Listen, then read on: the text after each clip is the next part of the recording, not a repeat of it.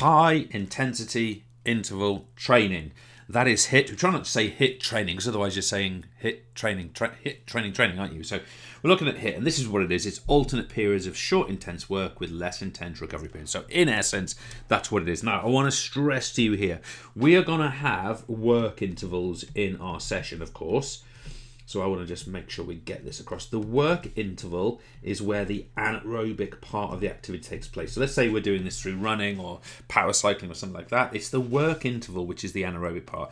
Of course, what's happening is that the recovery interval, effectively the rest period, the recovery interval, guess what? That is where the aerobic stuff is taking place. And I really want to stress this point.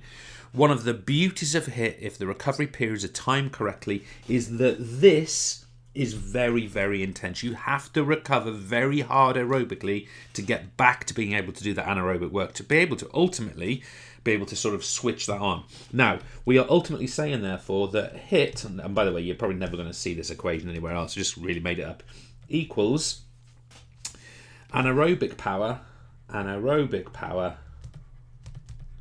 plus aerobic power. And that's why it's a really, really effective training method, because it is both of these things. It is the capacity to work anaerobically at high intensities, and it's the capacity to work aerobically at the highest intensity possible to recover from the anaerobic work efficiently. And that's why this is such a wonderful training methodology. Now, we are interested in 4 variables with HIIT training, really with any kind of interval training, really. There's 4 variables of relevance to us and things that we can work on. Obviously, the first one is the duration of work.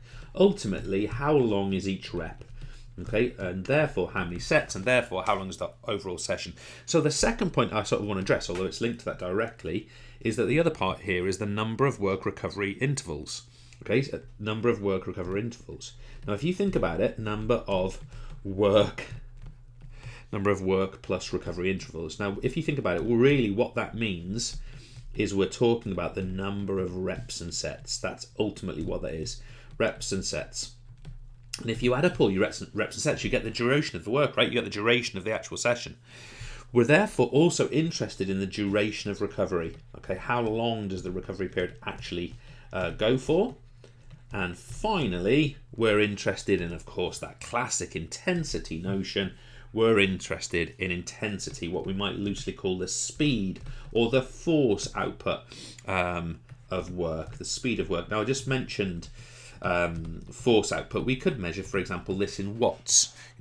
We could measure it in energy, in essence. So we can measure it in different kinds of output. It could even be through percentage of maximum heart rate, but speed is another way that we would measure intensity. So that's what we're kind of trying to... Oh, just if you hear that little thing, I've literally just broken my pen. So I'm going to carry on because I've still got the pen nib in here, so hopefully I'll still be able to write things down. That was a surprise. Anyway, this is where I want to go with this. As a general rule of thumb, we would expect a HIIT session to be 20 to 60 minutes in duration. So think about that in terms of your time. Secondly, we'd expect it to be between 4 and 10 sets. We'd expect it to be in the region of 10 reps per set. And we'd expect it to have a work-relief ratio. Remember, this is how long the exercise time is the recovery time. We'd expect it to be something like 1 to 0.5, or we could refer to that as 2 to 1. In other words, the work periods are twice as long as the recovery periods. Now, think that through a second. The work periods are twice as long as the recovery periods. What did I say right at the start? High-intensity interval training is about putting the challenge on this here, recovering aerobically, recovering efficiently, and that's ultimately what we're interested in. So, a couple of things, and obviously you can amend the work relief ratio to be suitable to the sport that you're doing, of course. Now, we want to look at the positives of this. Why is this a great training methodology? Why is it so effective? Why do people love it so much? So the first one is its mimicry. It mimics the demands of sport. So if you're, I don't know, let's say you're a back in rugby, high-intensity interval training mimics that ongoing anaerobic work and very rapid aerobic recoveries. So it mimics the demands of sport. And of course, you can make it position-specific, right? We love it because it's anaerobic and aerobic. I mean, all things are ultimately this, but this is absolutely explicitly the case and designed to be like that, unlike, let's say, continuous training, for example.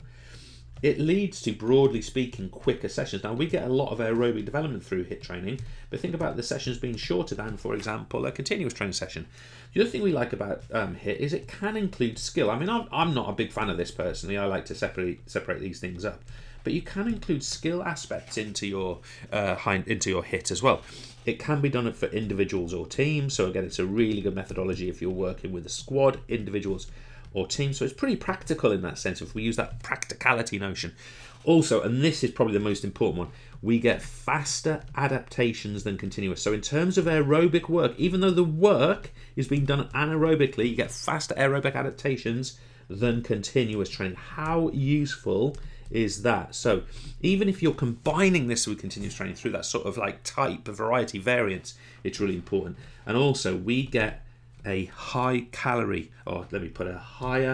calorie consumption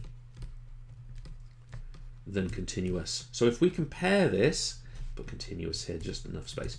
If we compare this to another aerobic methodology, of course, continuous training, this seems to have the edge. Now, there are some negatives to this. There are things that are not so good. So let's put these in as negatives, weaknesses against minuses. What are they? The first one is that the high intensity, if I put up arrow intensity, the fact that we're probably sprinting and doing lots of it in whatever format, this can lead to injury. Okay, so high intensity can lead to injury. That's a problem. It doesn't incorporate any tactics, but I'm going to be honest with you. I mean, what fitness training method does include that? I don't know why that's really a criticism, but there you go.